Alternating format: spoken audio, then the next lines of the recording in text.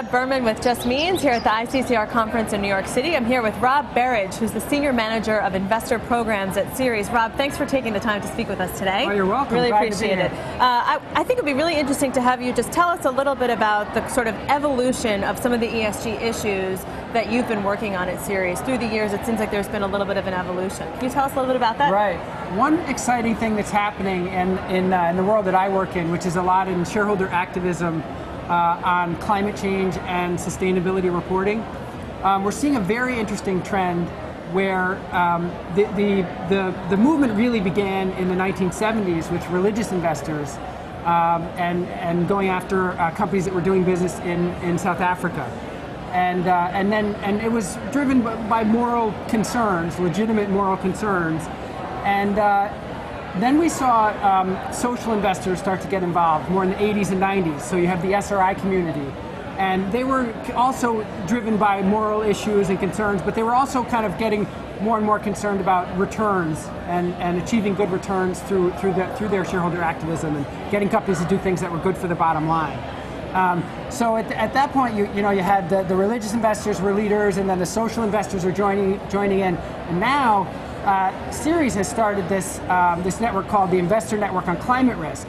And we have about 90 investors who collectively manage more than $9 trillion. And these are some of the biggest public pension funds in the United States: CalPERS, CalSTRS, Florida State Board of Administration, these kinds of big institutional investors. CalSTRS and PERS each manage more than $180 billion, Wow. each. Yeah. So now we have the religious investors who got it all started, the social investors, and we're bringing in the biggest institutional investors in the country. So you have the nuns working together with the biggest investors in the country, CalPERS and CalSTRS, and it's a very powerful combination. And when we come up with the right ask of a company and file a shareholder resolution, please set greenhouse gas reduction goals, something like this, please issue a sustainability report. We go to the company's management and we have this great, powerful network, multiple investors of different types going to them. That really gets management's attention, and then we tend to get a lot of progress. So it seems like there's been a real evolution that's enabling you to have more of an impact with your work. Yeah, for sure.